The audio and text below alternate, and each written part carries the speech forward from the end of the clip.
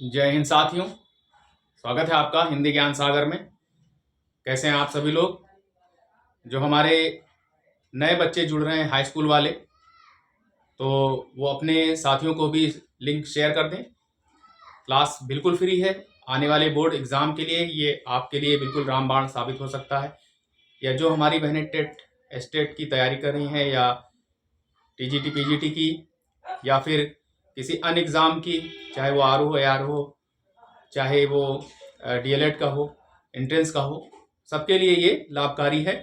तो बहुत समय ना लेते हुए चलिए स्टार्ट करते हैं। जो आज का हमारा टॉपिक है वो बरवय छंद का है। ठीक है, तो बरवय छंद जो है अर्ध सममात्रिक छंद है और इसमें 4 चरण होते हैं। इसके पहले हमने दोहा भी बताया, उसमें भी 4 चरण होते थे। प्रथम और तृतीय में 13-13, द्वितीय और चतुर्थ में 11-11। इसी का उल्टा सोरठा में, इसमें भी 4 चरण, प्रथम और तृतीय में 11-11 और द्वितीय चतुर्थ में 13-13 होंगे। बरवय में ये भी अर्ध सममात्रिक छंद है, इसमें भी 4 चरण होते हैं। डिफिनीशन वही रहेगी। और इसके प्रथम और तृतीय में 12-12 तथा तृतीय और चतुर्थ में 7-7 मात्राएं होती हैं। ठीक, तो डिफिनीशन आपसे नहीं पूछता है, लेकिन हमारे जो एग्जाम बोर्ड वाले एग्जाम के बच्चे हैं हाई स्कूल इंटर, उनसे पूछ सकता है। ठीक है, तो उनको ये आना चाहिए। ठीक है, उनको ये लिखना पड़ेगा कि बरवय छंद में 4 चरण होते हैं। इसके प्रथम और तृतीय चरणों में 12-12 और द्वितीय और चतुर्थ में 7-7 मात्राएं होती हैं। ठीक है, बरवय छंद के जो प्रणेता हैं वो हैं अब्दुल रहीम खान खाना जी, यानी रहीमदास जी। एक बार की बात है कि मैं थोड़ा सा पीछे लिए चलता हूँ, आपको थोड़ा सा कहानी बता रहा हूँ कि एक बार की बात है, इनके कोई दास थे रहीमदास जी के, और वो जो है छुट्टी लेकर चले गए शादी करने। शादी करके जब काफी दिनों बाद वापस लौटे, तो लौटते समय इनकी पत्नी ने, नवोड़ा पत्नी थी, अभी नई नवेली दुल्हन थी सॉरी, उसने 2 पंक्तियां लिख करके और उनको थमा दी अपने पतिदेव को, और वो उसको ले जा करके पहुंचे रहीमदास जी के पास और उन्होंने इसको दिखाया। तो रहीमदास ने पढ़कर बड़ा आश्चर्य प्रकट किया कि भाई ये तो बड़ा अच्छा छंद है, मिलाया तमाम छंदों से, नहीं मिला, न तुक मिला, न लय मिला, न गति मिली। तो उन्होंने इसका निरीक्षण परीक्षण किया और इस निष्कर्ष पर पहुंचे कि ये जो है विरह से संबंधित है। यानी विरह समझ रहे ना आप, जो विरह मतलब किसी से अलग हो जाना। विरह में आपने सुना होगा, तमाम गाने वगैरह सुना होंगे। ठीक है, तो बिरहा जिसको देहाती लैंग्वेज कहते हैं, तो बिरहा से संबंधित है, विरह से, तो उसका नामकरण जो है वो बरवय रख दिया और बड़े खुश हो गए। और उन्होंने फिर बरवय छंद में एक नई रचना की, बरवय नायिका भेद। कभी कभी एग्जामों में पूछ भी लेता है कि बरवय नायिका भेद की रचना किसके द्वारा की गई है, तो आप लिखिएगा अब्दुल रहीम खान खाना जी। ठीक है, तो ये कौन थे? अकबर के 9 रत्नों में से एक थे।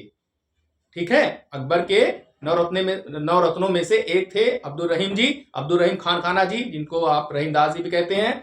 तो उन्होंने बरवय छंद के मतलब जनक कहा जाता है, प्रणेता कहा जाता है, रचना की है। ठीक है, तो जब उन्होंने, ये तुलसीदास जी के सखा भी, मित्र भी थे, मतलब दोस्ती यारी थी उनसे।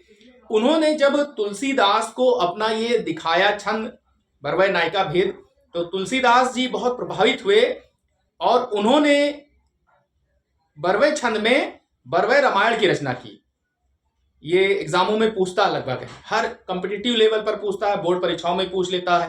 ठीक है, कि बरवय रामायण की रचना किसने की? तुलसीदास जी ने। ठीक है, बरवय छंद में की।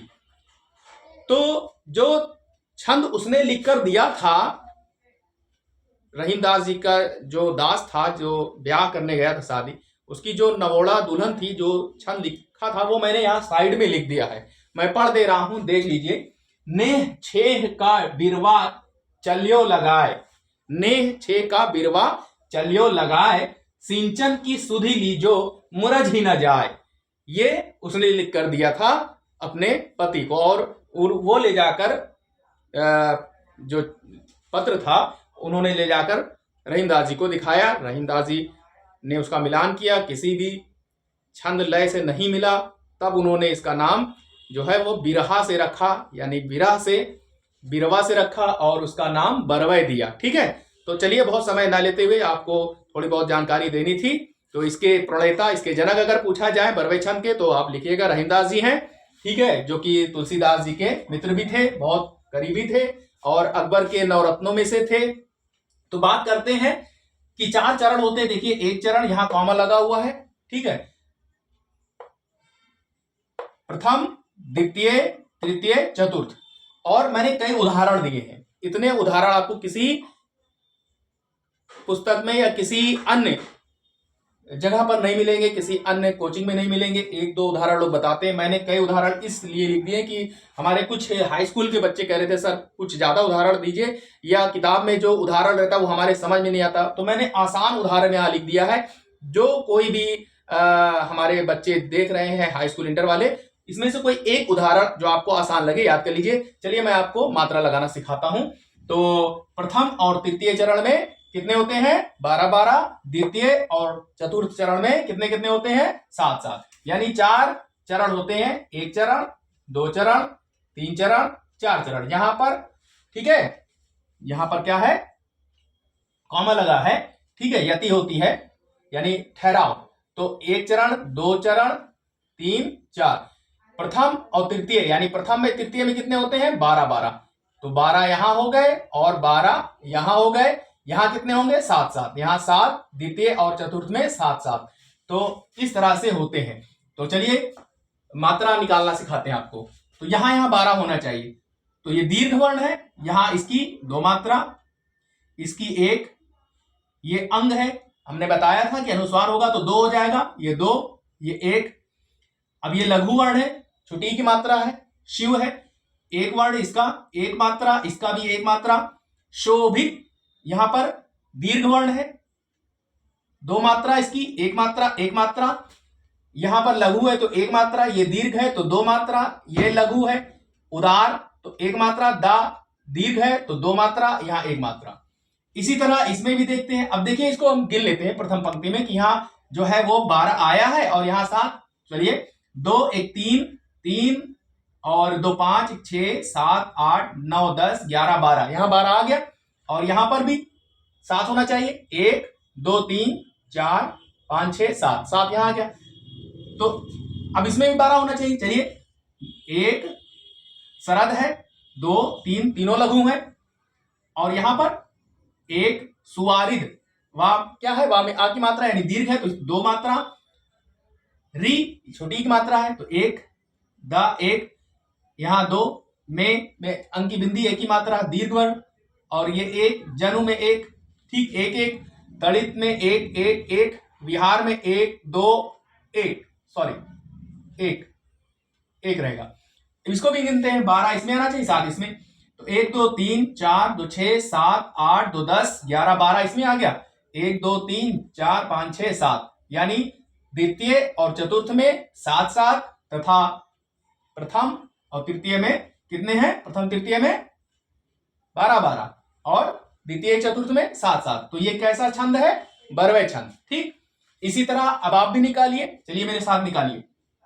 देखिए, सुन के संगीत मधुर बनो निरोग, सौंदर्य बढ़ाए वह करो प्रणाम।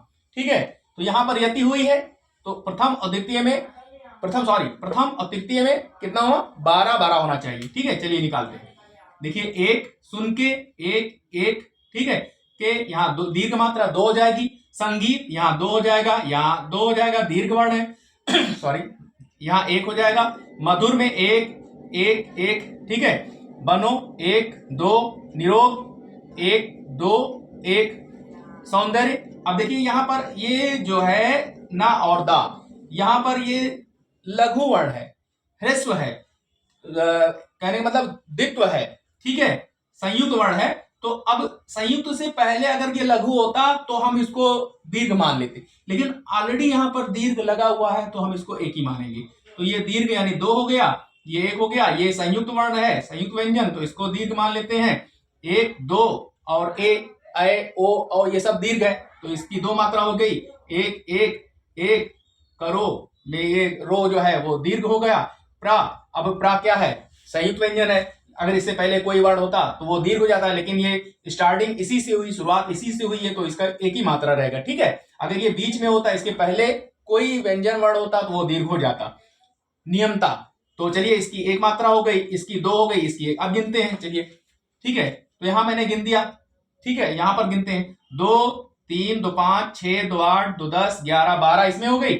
इसको देख लेते हैं, 1 2 3 4 5 6 7 इसमें हो गई। ठीक है, तो इस तरह सब में जो है वो प्रथम और तृतीय में आप गिनेंगे तो 12 12 और द्वितीय और चतुर्थ में 7 7 मात्राएं निकलेंगी।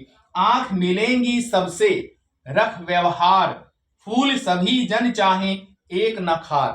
अगला देखिए, छंद में पढ़ दे रहा हूं, पुनि पुनि बंदहु गुरु के पद जल जात, जिहि प्रताप तय मन के तिमिर बिलात।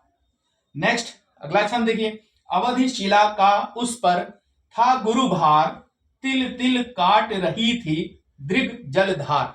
ये वाला जो है, ये वाला छंद, ये आपके टीजीटी में आया है, 2021 में आया है, 8 अगस्त को पेपर हुआ था, उसमें ये पूछा गया था। ये वाला, ये मैं स्टार लगा दे रहा हूं। ठीक है, अवधि शिला का उस पर था गुरु भार, तिल तिल काट रही थी दृग जलधार।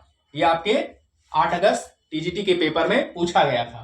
तो क्लास कैसी लगी, और कुछ महत्वपूर्ण जानकारियां जो मैंने बताई आपको कि बरवय छंद के प्रणेता कौन है, रहीमदास जी हैं, और कहां से निकला ये। रहीमदास जी सखा भी थे, उनके मित्र थे, बहुत खास मित्र थे। अकबर तुलसीदास के मित्र थे, अकबर के 9 रत्नों में से एक थे। तो बरवय छंद का जो जिसको कहा जाता है किसने इजाद किया, किसने इसको बनाया या इसके निर्माण करता, तो आप लिखिएगा किसको, रहीमदास जी को। ठीक है, और बरवय से प्रभावित होकर, छंद से प्रभावित होकर तुलसीदास जी ने बरवय रामायण की रचना की थी। तो क्लास देखने के लिए एक बार फिर से सभी लोगों को, बच्चों को भी और हमारे साथियों को भी, और जो हमारी बहनें देख रही हैं जो तैयारी करती हैं कॉम्पिटिटिव लेवल पर, उनको भी हृदय से धन्यवाद। जय हिंद, जय भारत।